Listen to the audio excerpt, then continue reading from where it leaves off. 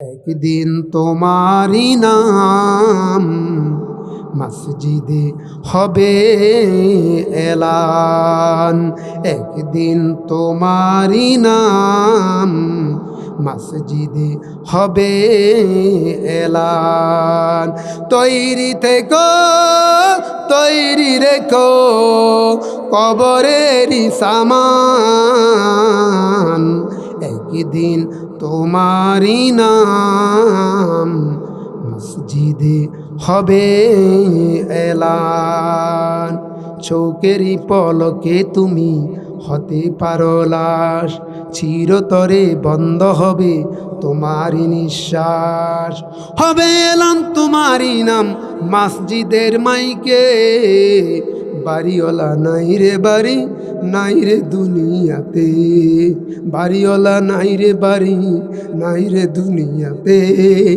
বাড়িওয়ালা নাই রে বাড়ি, নাই রে দুনিয়াতে। ঐতিহ্যবাহী মিতল্লা যুব সমাজ ও প্রবাসীর উদ্যোগে আয়োজিত আজকের অষ্টম বার্ষিকী তাফসীরুল কোরআন মাহফিলের সম্মানিত সভাপতি, যিনি সভাপতির আসন অলঙ্কিত করেছেন আমাদের এলাকার এই কৃতি সন্তান, আমাদের শ্রদ্ধাভাজন ব্যক্তি আলহাজ মাওলানা মোহাম্মদ শফিকুর রহমান ফির সাহেব, মিতুল্লাহ লালমাই কুমিল্লা, বারাকাল্লাহ ফি হায়াতিহি। আল্লাহ পাক শফিক ভাইয়ের হায়াত মধ্যে বরকত দিন, সকলে বলে আমিন।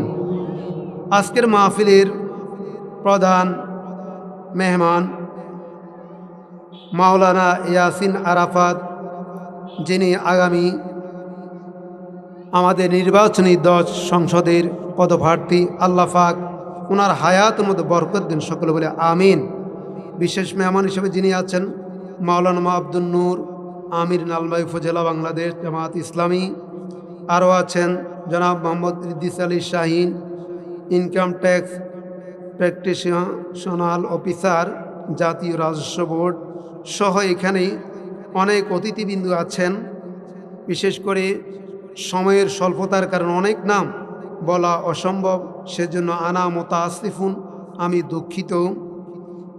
অনুষ্ঠান পরিচালনা আছেন মোহাম্মদ মাওলানা আবু হানিফা মিয়াজি, আমার মামা হন, সভাপতি যুব সমাজ মিতল্লা। এরপরে আছেন মোহাম্মদ গিয়াসউদ্দিন, সৌদি প্রবাসী সহ আজকের মাহফিলের প্রধান মুফাসসির, আন্তর্জাতিক খ্যাতি মুফাসসির কোরআন, বিশিষ্ট ইসলামী চিন্তাবিদ ও গবেষক মুফতি আনম মাইনুদ্দিন সিরাজি সাহেব, অধ্যক্ষ মাদ্রাসায়ে মুহাম্মদিয়া ঢাকা, ধর্মীয় আলোচক চ্যানেল 24 বাংলা ভিশন, বৈশাখী টিভি। আজকের মাহফিলের বিশেষ আলোচক আমারই বড় ভাই মুফাক্কির আলেম মাওলানা আহসানুল্লাহ সুবহানী, খতিব, নাকালপাড়া কেন্দ্রীয় জামে মসজিদ, ঢাকা।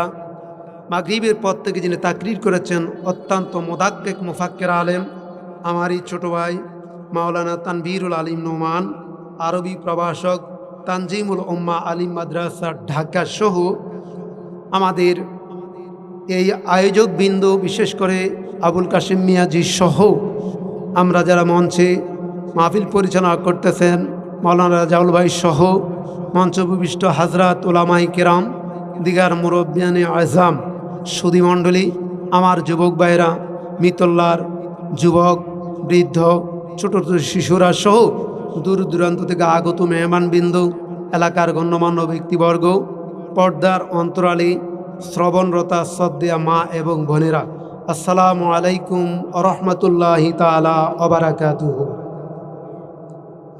মহান আল্লাহ সুবহানাহু ওয়া তাআলার দরবারে লাখ কোটি শুকর গুজার হচ্ছি, যিনি আজকের এই মোতাবারক একটি মাহফিলে যুবকদের আয়োজনে আজকের এই বিশাল তাফসীরুল কোরআন মাহফিল মিতল্লাতে হচ্ছে। জান্নাতে একটি বাগান, জান্নাতের বাগান সাজানো হলো। এই বাগানে আমরা আসতে পেরে খুশি না বেজার? আর একটু জোরে বলতে হবে, খুশি না বেজার? আপনারা একটু কাছাকাছি আর একটু আসলে ভালো হয়। এটা একটি ধর্মীয় আলোচনা, কোরআনের মাহফিল। অনেক দূরে বসেছেন আপনারা, দূরে, আমি একটু দূরে কথা বলতে একটু অসুবিধা হচ্ছে। একটু মেহরবানি করে কিন্তু সামনে চলে আসুন, হরকতে বরকত হয়। একটু কাছে আসুন, আর একটু কাছে আসলে ভালো হয়। আলহামদুলিল্লাহ। তাহলে আমরা আজকের এই মোতাবারক একটি মাহফিলে আসতে পেরেছি, এটা আমাদের জন্য অত্যন্ত একটি খুশনসিব। আমার মতো আপনার মতো অসংখ্য অগণিত মানুষ আছেন যারা আজকের এই মাহফিলে আসতে পারে নাই। ঠিক কিনা কথা বলুন, একটু জবান দিয়ে কথা বলুন, ঠিক কিনা? বন্ধুরা, আমার ভাইয়েরা, এই মিত্তলা গ্রামের সন্তান আমরা। ছোট্ট থেকে আমরা বড় হয়েছি, আপনাদেরকে দেখেছি। আমাদের কত মানুষ আমাদের চোখের দেখা, আমাদের মা বাবাকেও আমরা হারিয়ে ফেলেছি। গত 1 বছর আগে মা হারিয়ে গেলেন দুনিয়া থেকে, বাবা তার আগে, চাচাদাটা কেউ নেই, সকলে হারিয়ে গেলেন। এই মিতল্লার উত্তর দক্ষিণ পূর্ব পশ্চিম অনেক মানুষ, নাম জানা অজানা। এই মাদ্রাসায় যারা খেদমত করেছেন দিনিয়া মাদ্রাসায়, অনেক মানুষ চলে গেছে। আসলে মাহফিলে অনেক পেরেশানি করে এসেছি। মিয়াদি সাহেব গতকালকেও ফোন যে আজকেও তো কথার প্রসঙ্গে বলতে হয়। আসলে এখানে ওয়াজ করার উদ্দেশ্য না, আমার মাকসাদ এটা না। আল্লাহ পাক এরা জলবায়ু বলেছে বাংলাদেশের মধ্যে আর কোনো জেলা হয়তো 2-1টা ছাড়া, বাকি ওই দিনকে গিয়েছিলাম সিরাজগঞ্জ গত 26 তারিখ। পাবনা মাহফিল আছে, সিলেটে আছে, আপনার তো আগামীকাল যাব চট্টগ্রাম মাহফিল। এমনি করে মাহফিল চলতেছে টুকটাক, আপনাদের দোয়া। কথা বলার সেই ওখানে প্রধান বক্তা, প্রত্যেকটা মাহফিলের প্রধান বক্তা, দীর্ঘক্ষণ আলোচনা করতে হয়, 2 ঘন্টা, অনেক সময় 2.5 ঘন্টা পর্যন্ত। কিন্তু মাকসাদ ওটা না। এখানে আসার একটাই উদ্দেশ্য যে আজকে এই মাহফিলটা একটা নাজাতের কারণ। যুবকেরা সাজিয়েছেন, আমরা সময় দিতে পারি না, তারা যারা কষ্ট করে সাজিয়েছেন তাদেরকে মোবারকবাদ।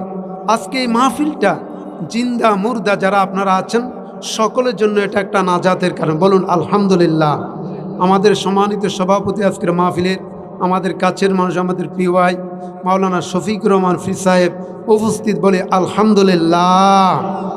সম্মানিত সুধী, অনেক মানুষ এই মাহফিলে, যেমন আমার মেম্বার ভাই ছিলেন এই মাহফিলের সভাপতি, তিনি আজকে কবরে। কিছুদিন আগে ওনার 2-1 দিন আগে মনে হয় ওনার কুলখানি হয়েছিল, দাওয়াত করেছিল, আসতে পারি না। অনেক ইচ্ছে ছিল থাকার শর্ত, মাদ্রাসা খোলা আসার কি জানি কিয়া হয় নাই, অনেক যায় জামালার কারণে আজকে অনেক পেরেশানি করে এই পর্যন্ত আল্লাহ পাক পৌঁছে দিয়েছেন। একটা সিএনজিকে অতি দ্রুত পেয়েছি কাছের, ওই যে বিজয়পুর আমি আগে নামাজ পড়াইতাম, ওখানে তারে পাইছি। এই দ্রুত আল্লাহ পাক এই মাহফিলে এনে উপস্থিত করেছেন, আলহামদুলিল্লাহ। সম্মানিত শুধু আমরা মহান রাব্বে কারিমের দরবারে সর্বপ্রথম শুকরিয়া আদায় করে, যিনি আমাদেরকে আজকের এই মোতাবারক মাহফিলে এমন একটি মুহূর্তে, যে মুহূর্তে নীল আসমানের সে জমিনের উপরে কত মানুষ আমার মতো আপনার মতো মৃত্যুর এলান হয়েছে, ঠিক কিনা কথা বলেন? কত মানুষ কবরে। এই মিতুল্লাহর ডানে বামে, উত্তর দক্ষিণ পূর্ব পশ্চিম আমাদের প্রিয়জন, আপনজন, শুভাকাঙ্ক্ষী, হিতাকাঙ্ক্ষী, যাদের কথা মনে পড়ে যায়, আজকে উত্তরপাড়া, দক্ষিণ পাড়া, পূর্ব পশ্চিম সকল কবরস্থানে ঘুমিয়ে আছেন।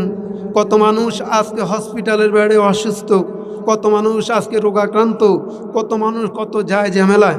আল্লাহ পাক সেই সমস্ত মানুষগুলো থেকে, যিনি আমাদেরকে ইন্তেখাব করার পরে একটি জান্নাতি পরিবেশে, জান্নাতের বাগানে আসার এবং বসার, কথা বলার এবং শোনার জন্য তৌফিক এনায়েত করলেন, এই সুযোগটুকুন পেয়ে আমরা খুশি না বেজার? জবান খুলে বলতে হবে, খুশি না বেজার?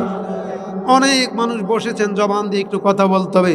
যদি আমরা খুশি হয়ে থাকি, সে মহান আল্লাহ তাআলার দরবারে লাখ কোটি শুকর গুজার হচ্ছি, পড়ে নিচ্ছি আলহামদুলিল্লাহ। আরে একটু জবান খুলে পড়ে আলহামদুলিল্লাহ।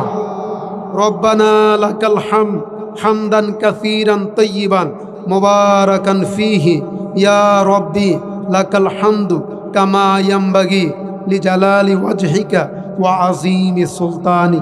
আমরা মহান রব্বুল আলামিনের প্রশংসা করেছি। অসংখ্য দুরূদ সালাম মানবতার মুক্তির কান্ডারি সরকার দু আলম, সরকার মদিনা, নবিয়ুল আম্বিয়া, আফতাব নবুয়ত, শাহনশাহ রিসালাত, সরকার দু আলম, নবিয়ুল আম্বিয়া, বাইনা সাকালাইন, রাহমাতাল লিল আলামিন, সমস্ত নবীদের নবী, সেই নবীর প্রতি দুরূদ আর সালাম জ্ঞাপন করতেছি। জবান খুলে সুন্দর ভাষায় পড়ি সাল্লাল্লাহু আলাইহি ওয়াসাল্লাম। আর একটু জোরে বলুন সাল্লাল্লাহু আলাইহি ওয়াসাল্লাম। প্রিয় উপস্থিতি, একটি সূরা বলা হলো যে সূরা ফিল থেকে সূরা নাস পর্যন্ত যে কোনো একটি সূরা।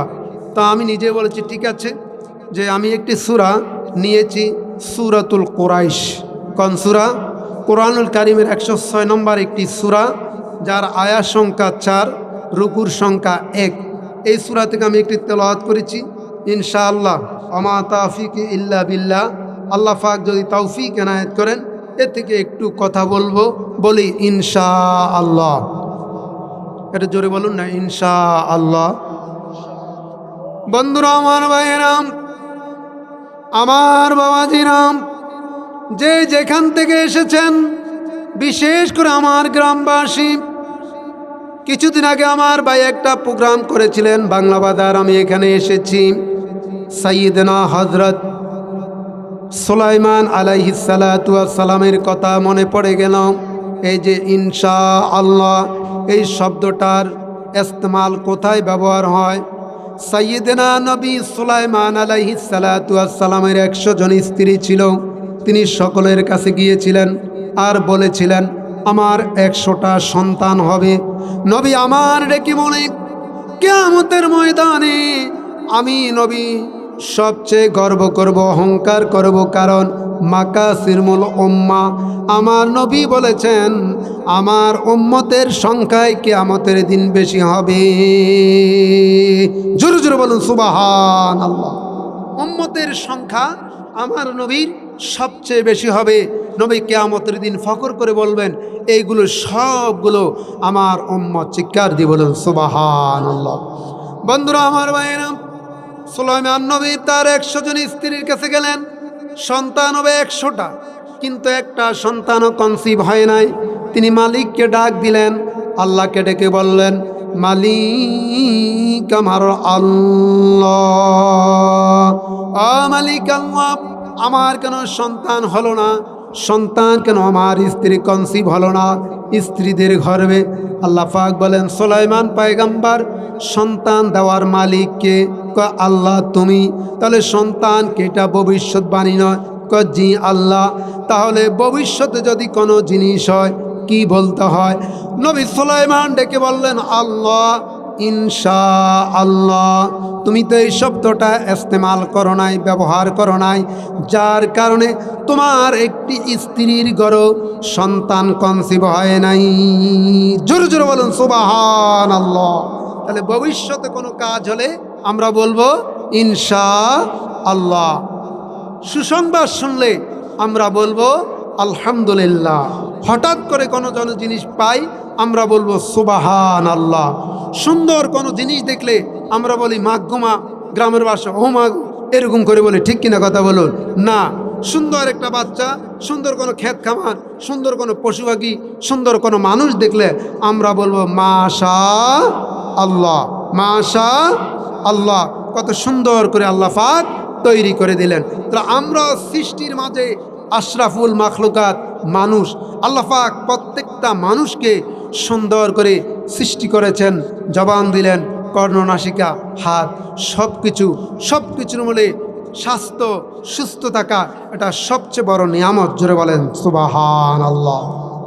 আল্লাহর আরেকজন নবী হযরত মূসা কালিমুল্লাহ ডাক দিয়ে বললেন, আল্লাহ তুমি কোনোদিন আল্লাহ হবে না, আমি যে মূসা, আমি কোনোদিন আল্লাহ হব না, আর তুমিও কোনোদিন মূসা হবে না। তবে আল্লাহ তাআলা আমার একটা আরজ, কথার কথা, আল্লাহ তাআলা, আমি মূসা যদি আল্লাহ হতাম আর তুমি আল্লাহ যদি মূসা হতি, তাহলে আমার কাছে কি চাইতে? আল্লাহ পাক বলে, নবী সাইয়েদনা মূসা, আমি সর্বপ্রথম শরীরের সুস্থতা কামনা করতাম, চাইতাম। চিৎকার দিয়ে বলুন সুবহানাল্লাহ। বন্ধুরা আমার ভাইয়েরা, যে আল্লাহ তাআলা এই স্বাস্থ্য সুস্থ রাখলেন, শক্তি দিলেন, জীবন দিলেন, আমাদের সব কিছু দিলেন, আল্লাহ পাক কুরআনুল কারীমের ভিতরে সূরাতুল মুলকের ভিতরে বলেন, আল্লাযী খালাকাল মাউতা ওয়াল হায়াতা লিয়াবলুয়াকুম আইয়ুকুম আহসানু আমালা। এই পৃথিবীতে আমি আল্লাহ রব মানুষের মরণ জীবন সৃষ্টি করেছি, লিয়াবলুয়াকুম, লিয়ামতাহানাকুম, লিয়াখবারাকুম, যাতে করে তোমাকে পরীক্ষা করা যায়। আইয়ুকুম আহসানু আমালা, আমলের দিক দিয়ে কে সুন্দর আমল করে আল্লাহর কাছে উপস্থিত হয়েছ। জোরে জোরে বলুন সুবহানাল্লাহ। বন্ধুরা আমার ভাইয়েরা, আমরা সেই দিকে যাচ্ছি না। এই মোতাবারক একটি রজনী যেই মাসটার ভিতরে আমরা বসেছি এই মাসটার নাম হলো রজব মাস। কি মাস বাবা? জোরে বলতে হবে কি মাস? রজব মাস। রজব, শাবান, তারপর হলো আপনার রমজান। নবী আমার ইরশাদ করে রজব মাস যখন আসবে তোমরা পড়বে আল্লাহুম্মা বারিক লানা ফি রজব ওয়া শাবান ওয়া বাল্লিগনা রমাদান। হে আল্লাহ, রজব এবং শাবানের বরকত আমাদেরকে নসিব করুন। ওয়া বাল্লিগনা রমাদান, রমজান পর্যন্ত হায়াত দিয়ে আমাদেরকে পৌঁছিয়ে দেন। জোরে জোরে বলুন সুবহানাল্লাহ। এই জন্য একজন শায়ের বলেছেন, রজব শাবানে বরকত দাও, রমজান মাসে গুনাহ জরাও। রজব শাবানে বরকত দাও, রমজান মাসে গুনাহ জরাও। আল্লাহু আকবার বলেন।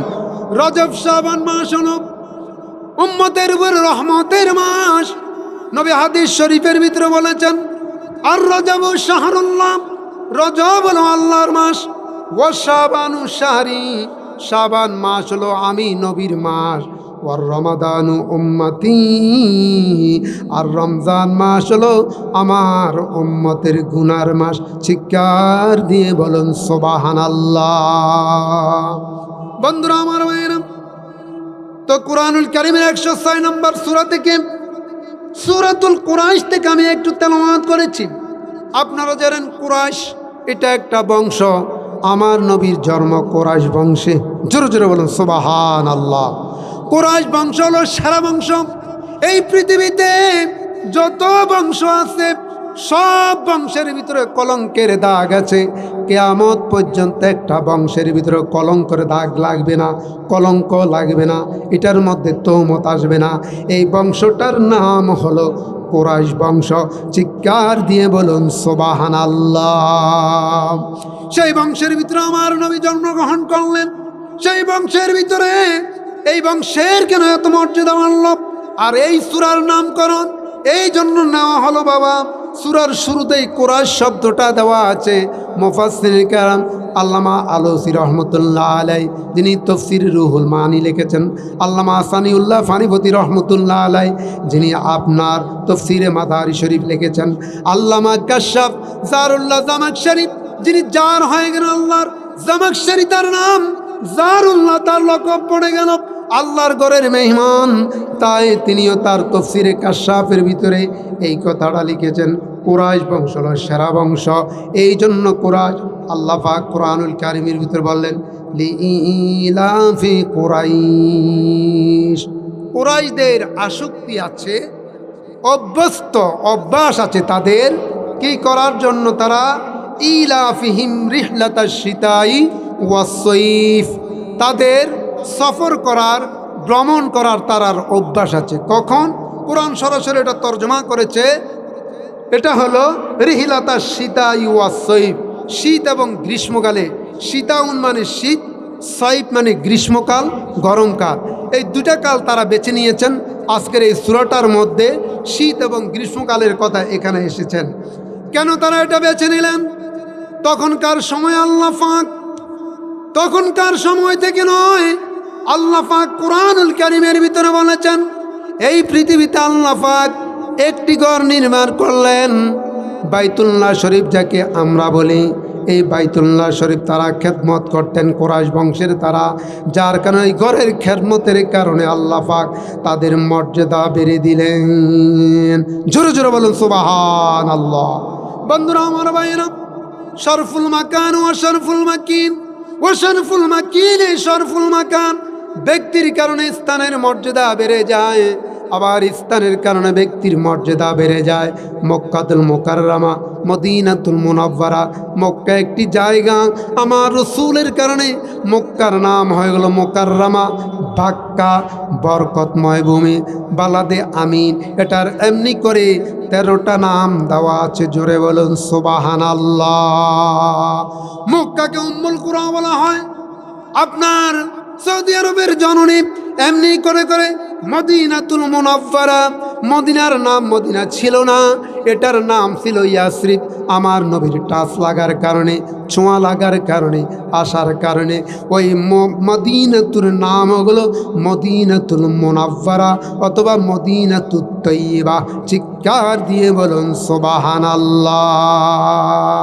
একজন শায়ের বলেছেন, ইসরাব নামে এক যে ছিল অলক্ষণের দেশ, বড়ই মারাত্মক যে ছিল তাহার পরিবেশ। ইসরাব নামে এক যে ছিল অলক্ষণের দেশ, বড়ই মারাত্মক যে ছিল তাহার পরিবেশ। নবীর ছোঁয়া লেগে তুমি শাহে মদিনা, সব বলিব কিন্তু তোমায় ভুলতে পারি না। ভুলিনি, ভুলবো না, বলতে পারি না। ভুলিনি, ভুলবো না, ভুলতে পারি না। সব বলিব কিন্তু তোমায় ভুলতে পারি না। আল্লাহু আকবার বলেন। বন্ধুরা আমার ভাইয়েরা, গজল বলা আমার উদ্দেশ্য নয়, শব্দটার বিশ্লেষণ করলাম। নবীর মত কারণে যে ইসরাব জায়গাটা নবীর টাচ লাগার কারণে, ছোঁয়া লাগার কারণে বরকতময় হয়ে গেল, এই জন্য ইসরাবের নাম হয়ে গেল মদিনাতুত তয়্যিবা অথবা মদিনাতুল মুনাওয়ারা। চিৎকার দিয়ে বলুন সুবহানাল্লাহ। ও আমার বন্ধুরা, আমার ভাইয়েরা, এই জন্য কুরাইশ জাতি সেরা জাতি। সেই সময়ের জন্য তাদের কোনো কিছুই ছিল না, খ্যাত খামার ছিল না, ইনকামের কোনো ব্যবস্থা ছিল না। আল্লাহ পাক ওখানে একটা ঘর নির্মাণ করে দিলেন, বাইতুল্লাহ শরীফ। এটার খেদমত করে করে পৃথিবীর যত মানুষ সেখানে যায়, এটার খেদমত করে করে তারা সম্মানিত হয়ে যায়। জোরে জোরে বলুন সুবহানাল্লাহ। শুধু তাই না, তাফসীরের মধ্যে এসেছে রিহলাতান, দুইটা সফর তারা বৎসরে করতেন, একটা সফর দিতেন। এই আয়াতের তাফসীরের ভিতরে এসেছে, আল্লামা জালালউদ্দিন সৈয়দী সহকারী বিভিন্ন মুফাসসির তাফসীর করলেন, ইলাফিহিম রিহলাতাশ শীতায়ে ওয়া সাইফ। তারা দুইটা কালকে তারা মনোনীত করলেন, ইন্তেখাব করলেন। একটা হলো শীতকাল, আরেকটা হলো সাইফ, গরমকাল।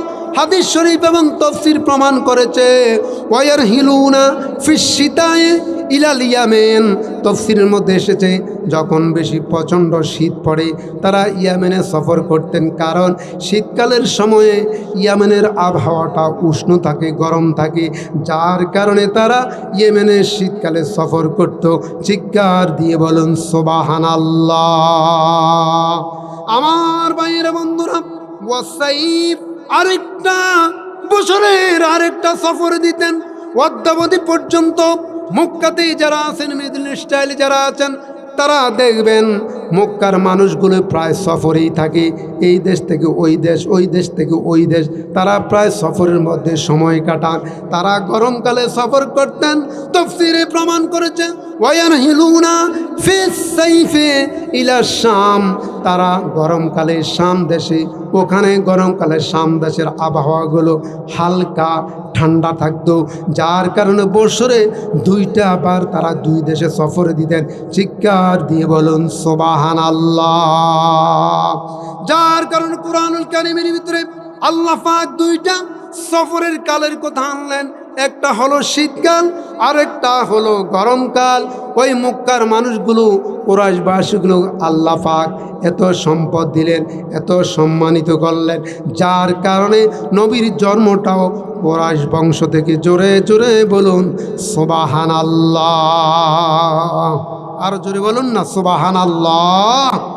বন্ধুরা আমার ভাইয়েরা, কুরআনুল কারীম এমন একটি কিতাব, এটা দাস্তুরুন, এটা একটা আইন, এটা একটা সংবিধান, এটা একটা ল। এটা আমাদের জন্য পৃথিবীতে কত আইন এসেছে, কত কিতাব এসেছে, কত গ্রন্থ এসেছে, সমস্ত গ্রন্থগুলো কোরআনের কাছে ডিলেট হয়ে যায়, বাদ হয়ে গেছে। বন্ধুরা আমার ভাইয়েরা, কুরআনুল কারীম প্রমাণ করলেন, হাদিস শরীফ প্রমাণ করলেন। মেশকাতুল মাসাবির শরহ মেরকাত মোল্লা আলী কারি রহমতুল্লাহ আলাইহি সেখানে লেখেন, কোনো মানুষ যদি 5টা জায়গার ভিতরে অমনোযোগী হয়ে যায়, ইনকাতা আমালুহু 40 সানা, আল্লাহর রাসূল বলেন তার আমল তামা থেকে 40টা বৎসরের ইবাদত কর্তন করে দেওয়া হয়। জোরে জোরে বলুন নাউযুবিল্লাহ। নাম্বার 1, আল মাজালিসুল উলামা। কোনো ওলামার মাজলিসে আপনি বসেছেন কিন্তু আপনি অমনোযোগী, এখানে কোনো বই পড়া হচ্ছে না, কোনো পুঁথি পড়া হচ্ছে না, কোনো বাংলা বই পড়া হচ্ছে না, এখানে একটি বই থেকে আলোচনা হচ্ছে। এটা কার কথা বাবা? জোরে বলতে হবে কার কথা? আল্লাহর কথা। আল্লাহ পাক সেই কথাটা কুরআনুল কারীমের ভিতরে কোট করলেন, ইদা কুরিয়াল কুরআনু ফাসতামিউ লাহু ওয়া আনসিতু লাআল্লাকুম তুরহামুন। আল্লাহু আকবার বলেন, ওয়া ইযা কুরিয়াল কুরআনু ফাসতামিউ লাহু। যখন তোমাদের সামনে কোরআন থেকে আলোচনা করা হয়, মনোযোগ সহকারে তোমরা শোনো, মনোযোগ সহকারে কান চোখ খুলে তোমরা শোনো। শুনলে কি হবে? লাআল্লাকুম তুরহামুন, আল্লাহর পক্ষ থেকে তোমাদের উপর রহমত নাজিল হবে। বন্ধুরা আমার ভাইয়েরা, এই জন্য আমরা যখন আজকে আপনারা এমন একটা মাজলিসে বসেছেন, বন্ধু আমার ভাইয়েরা, মিতল্লা গ্রামের অধিবাসী অথবা যে যেখান থেকে এসেছেন বাবা, এই মাহফিলটা আজকে 8 বছর ধরে হচ্ছে। এই 8 বছরের মধ্যে যারা এখানে বসেছেন, আজকে এই মানুষগুলোর চেহারা দেখা যায় না, আমরা ঠিকই আছি। ওই মানুষগুলো সকলে আজকে কবর অবস্থান করতেছে, ঠিক কিনা কথা বলুন? কবরে কবর, আল্লাহর ওলিরা বলেছেন যাদের সামনে আছে কবর তাদের আছে খবর, ঠিক কিনা কথা বলুন? রাসূলুল্লাহ হাদিসের ভিতরে বলেছেন, ইন্নাল মানাজিলাল আখিরাতি আউয়ালুল মানজিলিল কবর। আখিরাতের কতগুলো স্টেশন আছে, ওই স্টেশনগুলোর ভিতরে সর্বপ্রথম স্টেশনটার নাম হলো কবর। মান নাজাহা ফিল কাবরি, যেই ব্যক্তি কবর থেকে নাজাত পেয়ে গেল, বাদামা আইসারাহু, তার পরবর্তী সকল স্টেশন সহজ হয়ে যাবে। ওমান লাম ইয়াউযাব, আর যেই ব্যক্তি কবরের ভিতরে মুক্তি পাবে না, বাদামা ওসরা, তার পরবর্তী সকল স্টেশনগুলো কঠিন হয়ে যাবে। বন্ধুরা আমার ভাইয়েরা, এই জন্য আমাদের মৃত্যুর পরের প্রথম স্টেশনটার নাম কবর। কবরের ভিতরে যদি আমরা নাজাত না পাই, আমাদের কি হাল হবে? এই জন্য এই পর্যন্ত যারা গেছে আমরা কোনো খবর আনতে পারি নাই, দিতেও পারি নাই। কিন্তু যারা চলে গেলেন, আমরা যখন তাদের সামনে দিয়ে যাই, আমরা পড়ি আসসালামু আলাইকুম ইয়া আহলাল কুবুর। হে কবরের অধিবাসীরা, আতুলানা সালাফুন, তোমরা আমাদের আগে সালেফ হয়েছ, ওয়া নাহনু ইনশাআল্লাহু লাহিকুন, আমরা তোমাদের পিছনে পিছনে আসতেছি, ঠিক কিনা কথা বলুন? বন্ধুরা আমার ভাইয়েরা, যখন এই সালামটা আমরা দিই, রূহ আল্লাহ পাক তাদের রূহ সঞ্চারণ করে দেন। ফাআরাফাহু, কবর থেকে সে দেখতে পায় কে আমাকে সালাম দিল, আমার সন্তান না আত্মীয় স্বজন, তারা কবর থেকে আমাদের জন্য দোয়া করি। জোরে জোরে বলুন সুবহানাল্লাহ। পৃথিবীর একটি মানুষ কি বলতে পারবে এখানে বসাছো আমরা যে আমরা কেউ মারা যাব না? এরকম কেউ কি আছি আমরা? প্রত্যেকটি মানুষের মরণশীল। বক্তা বলেন, মুহাদ্দিস বলেন, মুফতি বলেন, পীর বলেন, গাউস বলেন, কুতুব বলেন, সাধারণ মানুষ বলেন, নারী আর কিংবা পুরুষ, সকলের মরণ আছে কি নাই বাবা? জোহর বলেন, আছে কি নাই? একজন শায়ের বলেছেন, হঠাৎ করে শুনবে একদিন আমার মৃত্যুর খবর, কেঁদে কেঁদে আসবে সবাই দিতে আমায় কবর, কেঁদে কেঁদে আসবে সবাই দিতে আমায় কবর। আল্লাহু আকবার বলেন। বন্ধুরা আমার ভাইরা, আমরা সকলে কবরের যাত্রী। মা গেল, বাবা গেল, আত্মীয় স্বজন মুরব্বীরা সকলে গেল, আমরা সেই পথের প্রতীক। আমরা কত শরীরের বাহাদুরি, টাকার বাহাদুরি, অহংকারী, কিছুই আমাদের থাকবে না। শায়ের আরেকটা জায়গায় বলেছেন, হঠাৎ করে একদিন আমার মৃত্যুর এলান হয়ে যাবে, আমরা নিজেরাও জানতে পারবো না, আমাদের অজান্তে আমাদের নামটা চলে আসবে, ঠিক কিনা কথা বলুন? আল্লাহু আকবার বলেন। আজকে কেউ নাই বাড়ির মধ্যে, বাড়ি খালি, মা নাই বাবা নাই। অনেক দিন হয়ে গেল বাড়ি থেকে গিয়েছি, আজও আসতে পারি নাই। মাহফিলের কারণে আজকে পুরা বাড়ি খালি, মাও নাই বাবাও নাই। হঠাৎ একদিন বাড়ি খালি হয়ে যাবে, আমরা কেউ থাকবো না, আমরা সকলে থাকবো কবরে। ঠিক কিনা কথা বাবা? বন্ধুরা আমার ভাইয়েরা, আসুন আমরা সেদিকে না যাই। সূরাতুল কুরাইশের কয়েকটা শব্দ শুনেছেন, আমার কোনো সেই যোগ্যতা নাই। একজন ব্যক্তি মুফাসসির ফুস্টার মধ্যে লেখে মুফাসসির, তারপরে এই সে মুহাদ্দিস, অনেক কিছু লেখে। একজন মুফাসসিরের জন্য 17 থেকে 23টা জিনিস জানা থাকলে তাকে মুফাসসির বলা হয়। এলমে বালাগাত, এলমে ফাসাহাত, নাহু, সরফ, মিজান, জুমাল, সরফেমির, অনেকগুলো কিতাব যদি তার জানা থাকে, এমনি করেই 17 থেকে 23টা এলেম যার মেমোরি থাকে, তাকেই বলা হয় মুফাসসির। চিৎকার দিয়ে বলুন সুবহানাল্লাহ। দুইটার জ্ঞানও তো আমাদের মধ্যে নেই। বন্ধুরা আমার ভাইরা, আমার বাবাজিরা, এরপরও পোস্টারের ভিতরে নামটা বড় হলো না কেন? পোস্টারের নামটা পিছনে হলো কেন? পোস্টারের নামটা আমার এরকম ছোট হলো কেন? এটা কোনো মুখ্য বিবেচ্য বিষয় নয়। আল্লাহর কাছে আমরা কতটুকুন সম্মানিত হতে পেরেছি। ইন্না আকরামাকুম ইনদাল্লাহি আতকাকুম। ওই ব্যক্তি আল্লাহর কাছে সম্মানিত যেই ব্যক্তি সবচেয়ে বেশি আল্লাহকে ভয় করে। কাকে বাবা? জোরে বলেন কাকে? আল্লাহকে যে ব্যক্তি ভয় করবে তার কোনো আর ভয় থাকতে পারে না। না মানুষের ভয়, না জিনের ভয়, না শত্রুর ভয়, কারো ভয়। যিনি একজন মালিক আমাদের, তিনি কে? আর জোরে বলেন তিনি কে? আল্লাহর ভয় যদি আপনার অন্তরে আসে, আপনি খারাপ কাজ করতে পারেন না, আপনি কোনো সুদ খেতে পারেন না, আপনি ঘুষ দিতে পারেন না, মানুষের উপর জুলুম করতে পারেন না, অত্যাচার করতে পারেন না। পৃথিবীর সমস্ত মানুষের জন্য আল্লাহ আইন করেছেন, যে আইনের মধ্যে আমরা আবদ্ধ। কিন্তু হাদিস শরীফে, হাদিসে কুদসির ভিতরে এসেছে, ওলামায়ে কেরাম বুঝবে, শব্দগুলো আল্লাহ নবীজি মুখে উচ্চারণ করেছেন। এটাকে বলা হয় হাদিস উসুল, এটাকে বলা হয় হাদিসে কুদসি। উসুলে হাদিসের একটা কায়দা। বন্ধু মুসলমান, ওখানে এসেছে উসুলে হাদিসের ভিতরে হারামতু আলা নাফসি জুলমান।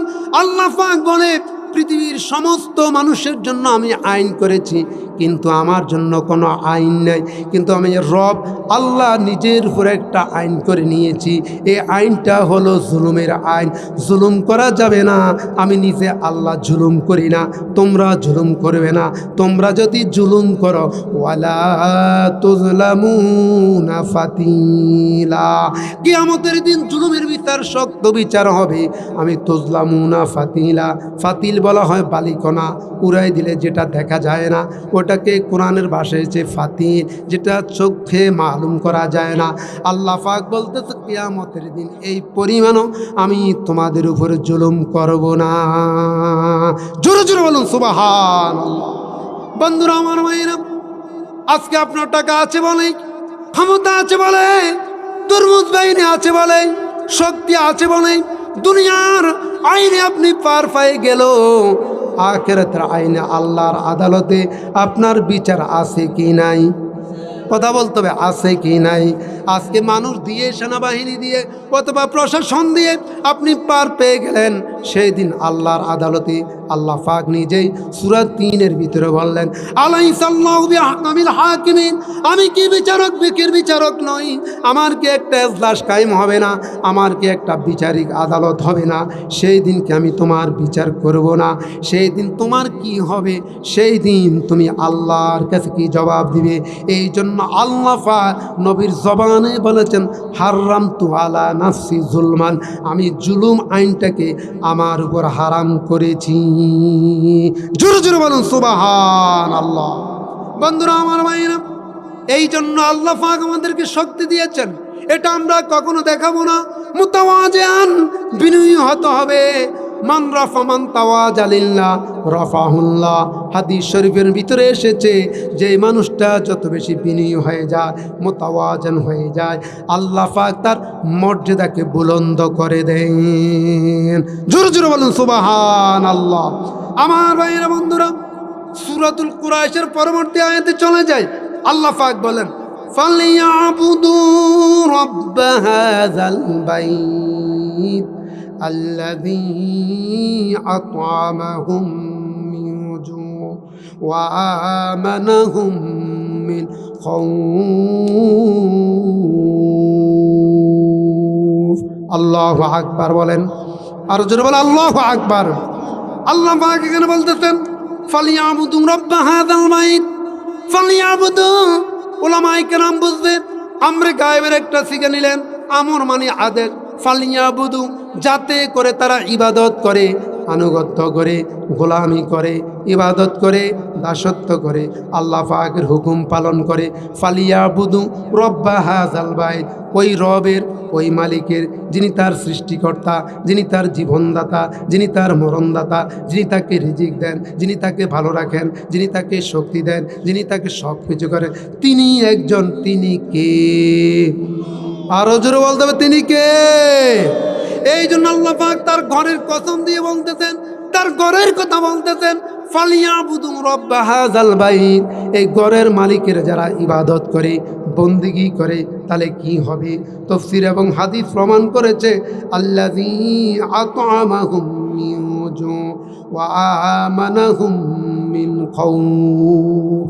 আমরা তো নামাজগুলো আমাদের কাজা হয়ে যায়, হয় কি হয় না? কথা হয় কি হয় না? এই প্রচণ্ড শীত এসেছে, অনেকে আমরা সকালবেলা উঠতে অনেক গড়িমসি, সকালবেলা ঠান্ডা পানি দিয়ে অজু করে নামাজ পড়াটা খুবই কষ্ট। কিন্তু নবীজি হাদিস শরীফের মধ্যে ইরশাদ করেন, ঠান্ডার দিন প্রচণ্ড কুয়াশায় ঘেরা, যারা যদি উঠে অজু করে, ঠান্ডা পানি দিয়ে অজু করে যদি নামাজ পড়ে, তার জন্য 2টা সওয়াব। কয়টা? জোরে বলেন কয়টা? এক হলো সে কষ্ট করে উঠেছে নামাজ পড়ার জন্য, দ্বিতীয়ত ঠান্ডা পানি দিয়ে অজু করে সে নামাজ আদায় করেছে, এই জন্য তার আমল নামায় 2টা সওয়াব হবে। চিৎকার দিয়ে বলুন সুবহানাল্লাহ। বন্ধুরা আমার, ভাইরা, কথায় কথায় এসে যায়, আল্লাহ পাক নিজেই বললেন এই ঘরের ইবাদত করার জন্য এই পৃথিবীতে যতগুলো ঘর আছে, মসজিদ, সেজদার স্থান, এসমে দরবের সিগা, সেজদার স্থান, এই ঘরগুলোর ইবাদত করো। এখন প্রশ্ন আসলো, আমি যদি এই মালিকের, এই ঘরের, এই রবের ইবাদত করি, আমার কি লাভ হবে? বাঙালি এমন একটা জাতি, যেখানে লাভ আছে ওখানে যায়, যেখানে লাভ নাই সেখানে বাঙালি যেতে চায় না। লাভে লোয়ার বোঝাও বসতে বাঙালি রাজি, কিন্তু অলাভে তুলার বোঝা বসতো আমরা রাজি না। ঠিক কিনা কথা বলেন? এই যে আমার আবেগপূর্ণ প্রাণবন্ত পরিবেশে আজকে বসলেন, কি সওয়াব আপনি দেখলেন? নামাজ পড়লেন, সওয়াব দেখেন না? রোজা রাখলেন, সওয়াব দেখেন না? মাহফিলের ভিতরে বসলেন, সওয়াব দেখেন না? ও বাবা, আজকে মেম্বার ভাইয়ের কথা আমি আসলাম, ওই মিয়ার কথা আমার এই স্মরণে আসলো। এমনি করে আরও যারা মারা গেল, যারা এই চেয়ারে বসা ছিলেন পাশে, যারা মাদ্রাসার মাহফিলও চেয়ারে বসা ছিলেন, এই জন্য এই কথাটা এনেছি বাবা। ফালিয়াবুদু রাব্বা হাযাল বাইত, এই ঘরের মালিকের যাতে তারা ইবাদত করে। ইবাদত করলে আমার কি লাভ হবে, কি সওয়াব হবে? এই বন্ধু মুসলমান, এই সওয়াবটা দেখবেন মৃত্যুর পরে। ঠিক কিনা কথা বলুন? এই সওয়াব হবে মৃত্যুর পরে। বন্ধু নাই, বান্ধব নাই, সাথী নাই, বাতি নাই, কেউ নাই সেখানে যাওয়ার। আমাদের এই দুনিয়ার সফর তো একটা নাদের সফর, একটা কলিল সফর, একটা সার সফর। আল্লাহর নবীজির একজন সাহাবী, নাম বলে যায় আবু যর গিফারি রাদিয়াল্লাহু তাআলা আনহু, যার সম্মান আকাশে আলোচনা হতো। কোথায় বাবা? আকাশে। আবু যর গিফারি রাদিয়াল্লাহু তাআলা আনহু। আরেকজন সাহাবী ছিলেন রাসূলুল্লাহ, নাম তার হুযায়ফা। একজন লোক যদি সাক্ষী দেন, যেমন অফিস আদালতে আমরা সাক্ষী দিই, একজন লোকের সাক্ষী একটাই, কিন্তু হযরত হুযায়ফা রাদিয়াল্লাহু তাআলার একটা সাক্ষী 2টা সাক্ষীর সমপরিমাণ সওয়াব তার আমলনামার ভিতরে কিয়ামত পর্যন্ত যে থাকবে। ইল্লত কি? কারণ কি? ঘটনাটা ওয়াকিয়াটা একটু আপনাদেরকে জানাই। আল্লাহর নবীজি একদিন একজন ইহুদি আসে বলে, এই মোহাম্মদ, তোমার কাছে আমার এই ঘোড়াটা বিক্রি করতে চাই, তুমি কি কিনবে? কয় হ্যাঁ আমি কিনবো। কত টাকা? অত টাকা। তাকে দিলেন, ঘোড়াটা কিনলেন। সংক্ষেপে বলতে ঘোড়াটা কিনলেন। কেনার পরে রাসূলুল্লাহ ঘোড়াটা নিয়ে হাঁটতে শুরু করলেন। হাঁটতেছেন, ইহুদি চলে যাচ্ছে। কিছুক্ষণ পর ঘুরে এসে ইহুদি বলতেছে, মুহাম্মদ খুব দাঁড়াও, তুমি আমার ঘোড়া রিটার্ন ব্যাক করো, আমার ঘোড়া দিয়ে দাও। আমি ঘোড়া বিক্রি করি নাই, দিই নাই, কিন্তু ছিল কে? মুহাম্মদ সাল্লাল্লাহু আলাইহি ওয়াসাল্লাম, আর ইহুদি আর কেউ ছিল না। যখন ইহুদি রাসূলুল্লাহর সাথে কথা কাটাকাটি তক্র লাগলো, হঠাৎ করে এই টাইমে উপস্থিত হলেন রসুলের একজন সাহাবী, যার নাম সাইয়েদনা হযরত হুযায়ফা রাদিয়াল্লাহু তাআলা আনহু। চিৎকার দিয়ে বলুন সুবহানাল্লাহ। হুযায়ফা গিয়ে এসে বললেন, এই ইহুদি, রাসূলুল্লাহর সাথে কি নিয়ে তুমি তর্ক বিতর্ক জড়িয়েছ? কয় সে আমার থেকে ঘোড়া কিনেছে বলে আমি ঘোড়া বিক্রি করি নাই। হুযায়ফা বলে, ইয়া রাসূলুল্লাহ লাব্বাইকা ওয়া সাদাইকা ইয়া রাসূলুল্লাহ, আপনি কি ইহুদি থেকে ঘোড়া কিনেছেন? রাসূল বলে, হ্যাঁ হুযায়ফা, আমি ইহুদি থেকে ঘোড়া কিনেছি। হুযায়ফা ডাক দিয়ে বললেন, ওই রবের কসম, এই ইহুদি শুনে যা, রাসূলুল্লাহ জবানে বলেছে, তিনি মিথ্যা কথা কোনোদিন বলে নাই, জন্মের পর থেকে তার কলঙ্কের কোনো দাগ নাই। রাসূলুল্লাহ আমানতদার, মক্কার কুরাইশরা পর্যন্ত যাকে, মক্কার সমস্ত মানুষ তাকে আল আমিন উপাধি দিল। তুই অবশ্যই রাসূলের কাছে ঘোড়া বিক্রি করেছিস। ইহুদি বলে, এই হুযায়ফা, তখন তো তুই ছিলি না। আমি না থাকলো আমি সাক্ষী দিয়ে বলছি, রাসূলুল্লাহ তোর থেকে ঘোড়া কিনেছে। রাসূলুল্লাহ বলেন, হুযায়ফা ঠিকই, তুমি তখন ছিলে না, কিন্তু রাসূলের ব্যাপারে সত্য একটা সাক্ষী দেওয়ার কারণে আজকে হুযায়ফা তোর একটা সাক্ষী, কিয়ামত পর্যন্ত দুইটা সাক্ষী আল্লাহর আদালতে গ্রহণীয় হবে। চিৎকার দিয়ে বলুন সুবহানাল্লাহ। আলহামদুলিল্লাহ, আমাদের আসান ভাই এসেছে, তিনিও আমাদের মাঝে উপস্থিত হয়েছেন, তিনিও আমাদের মাঝে আসবেন, তাকরীর করবেন, বলে আলহামদুলিল্লাহ। প্রিয় সম্মানিত সুদীপ, আমি ওই আটটার বলে যাই, এই ঘরের রবের মালিকের ইবাদত করলে কি হবে? দুইটা কারণ। আল্লাযী আত'আমাহুম মিন জু', আমরা যখন ক্ষুধার্ত হয়ে যাই, ক্ষুধা লাগে, অভাব থাকে, আমরা আল্লাহকেও ভুলে যাই, ঠিক কিনা কথা বলেন? যারা মালিকের ঘরের ইবাদত করবে, মালিকের আনুগত্য করবে, আল্লাহ পাক বলতেছেন ওই ক্ষুধার সময় যখন আমাদের ক্ষুধা লাগে, আল্লাহ পাক ক্ষুধা নিবারণের ব্যবস্থা করে দিবেন। জোরে বলেন সুবহানাল্লাহ, একটু জোরে বলুন না সুবহানাল্লাহ। তাহলে কোনো মানুষ যদি 5 ওয়াক্ত নামাজ আদায় করে, তার ঘরে অভাব থাকলে, অভাব অনটন থাকলে, আল্লাহ পাক এই নামাজের কারণে তার অভাবটা মোচন করে দিবেন। জোরে জোরে বলুন সুবহানাল্লাহ। এটা আল্লাহ পাক সূরাতুল কুরাইশের ভিতরে বললেন। এরপর আল্লাহ পাক বললেন, ওয়া আমানাহুম মিন খাউফ, ওয়া আমানাহুম মিন খাউফ। আর একটা বান্দার ভিতরে কাজ করে, এটা হলো যেমন প্রচণ্ড রাত্রি, গভীর রজনী, যখন আমরা মনে করেন কুমিল্লা থেকে বাড়িতে আসব, অনেক রাত হয়ে যায়, সামনে একটা বিশাল গোরস্থান, আমি একা একা বা আপনি এই গোরস্থানটার সামনে দিয়ে রাত 3টার সময় যখন অতিক্রম করি, হঠাৎ করে যদি একটা লোক দাঁড়িয়ে যায়, আমরা ভয় পাবো কি পাবো না? কথা বলেন না, পাবো কি পাবো না? অবশ্যই ভয় পাবো। আল্লাহ পাক এখানে বলতেছেন, কোনো ব্যক্তি যদি কোনো ভয় পায়, কোনো ভয় যদি শত্রুর ভয়, কোনো মানুষের ভয়, অথবা কোনো দিনের ভয়, এরকম কোনো ভয়ে যদি তার কাজ করে, আল্লাহ পাক সূরাতুল কুরাইশের ভিতরে বললেন, ওয়া আমানাহুম মিন খাউফ। যেই ব্যক্তি আল্লাহর ঘরের ইবাদত করবে, রবকে রব মানবে, রবের ইবাদত করবে, রবের আনুগত্য করবে, রবের কাছে সব সময় তাওয়াক্কুল করবে, ভরসা করবে, আল্লাহ পাক বলতেছেন ওই ভয়ের সময় আমি আল্লাহ পাক তাকে নিরাপত্তা দান করব। জোরে জোরে বলুন সুবহানাল্লাহ, আর জোরে বলুন না সুবহানাল্লাহ। তাহলে আমাদের ভয়ের সময় নিরাপত্তা দান করবেন কে? এই জন্য আমরা ভয়ের সময় একমাত্র যার উপর তাওয়াক্কুল করব তিনি কে? আবার আমাদের যখন অভাব থাকবে, অভাব অনটন থাকবে, আমরা একমাত্র তাওয়াক্কুল করব কার উপরে?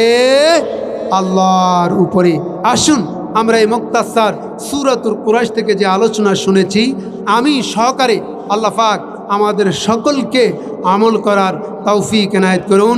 পরিশেষে আমাদের মিত্তুল্লাহর গ্রামের সকলে যারা মুর্দা, জিন্দাদের হায়াতুল বরকত নাজিল করুন। মুর্দার যারা চলে গেলেন সকলের মাগফিরাত কামনা করতেছি। আমি আপনাদের দোয়া চাচ্ছি। আমি ভারাক্রান্ত, আমার মা চলে গেলেন, 1 বছর হয়ে গেছে, বাবা চলে গেছে আজ থেকে প্রায় 30-33 বছর আগে। আমি অত্যন্ত ভারাক্রান্ত, মন ভাঙা, আমি আপনাদের কাছে দোয়া চাচ্ছি আমার মা এবং বাবার জন্য, আমার চাচারা, এই মিত্তুল্লাহ গ্রামের যত মানুষ আমাদেরকে মহাব্বত করে, এটাই পাওয়া, এটাই চাওয়া। আজকে যারা চলে গেছেন, আমরা যারা আছি তাদের জন্য বলতেছি, কাঁদতেছি, দোয়া করতেছি। আসলে মাহফিলটা মুখ্য বিষয় নয়, আজকে আমরা যারা বলতেছি এই জন্যই এসেছি, কষ্ট হলো একটু এসেছি, যে কালকে আবার এই চিটাগং মাহফিল, সে সকাল থেকে একটু ফেরেশানি, প্রস্তুতি নেওয়া, সেদিকে যাওয়া। তো যাই হোক, সকলের জন্য দোয়া, বিশেষ করে আমি আমার মা বাবার জন্য দোয়া চাচ্ছি। আল্লাহ পাক আমার মা বাবার কবর আযাব মাফ করুন। মিত্তুল্লাহ গ্রামের যত মানুষ আমাদেরকে মহাব্বত করে চলে গেছে, সকলের কবর আযাব মাফ করুন। যারা জীবিত আছেন এবং যারা এই মাহফিল সুন্দর সাজিয়েছেন, প্রত্যেক বৎসর এই মাহফিলটা জিন্দা থাকুক, জারি থাকুক। আমরা চাই কি চাই না? সকলে চাই কি চাই না? এটা জিন্দা মুর্দা সকলের নাজাতের কারণ। আমরা 500 টাকা করে রেখে দিব, এই মাহফিলটা যখন আসবো এটার আমরা পার্টিসিপেট করব, অংশগ্রহণ করব। কত টাকা আমাদের কত দিকে চলে যায়, এটার মধ্যে যদি দিতে পারি, এই সওয়াবটা আমাদের মা বাবার কবরে পৌঁছবে। বলুন ইনশাআল্লাহ। আরো জোরে বলুন ইনশাআল্লাহ। যতগুলো মানুষ বসেছেন আমি খুব আনন্দিত হয়েছি। আল্লাহ পাক আপনাদের সে মঙ্গল কামনা করে, স্বাস্থ্য সুস্থতার কামনা করে, সে পর্যন্ত সুস্থ থাকি, ভালো থাকি। আল্লাহ পাক আমাদের সকলকে সুস্থ রাখুন। ওমা আলাইনা ইল্লাল বালাগ। দোয়া চেয়ে ইতি টানতেছি। ওমা আলাইনা ইল্লাল বালাগ। আসসালামু আলাইকুম ওয়া রাহমাতুল্লাহি তাআলা ওয়া বারাকাতুহু।